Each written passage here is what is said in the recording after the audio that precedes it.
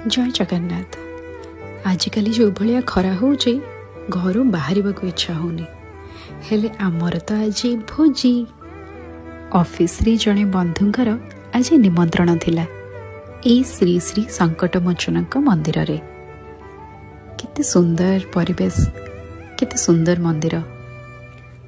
ता पछ पाखरे गोटे सुंदर बगीचा भी अच्छी। मते एमिति बगीचा और गछपत्र देखिले भारी भल लगे। आमे समस्ते लाइन करी बसी जाइछु।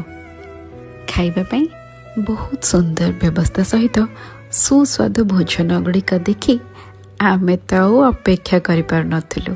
ये होचंदी सेही बाबू जहार आज निमंत्रण थिला। अल्प खाइबी बोली निजको प्रतिश्रुति करी मध्य पूरा पेटे खाईदेली। तापरे विदाय नहीं आमे बाहरलु आम गंतव्य स्थल को।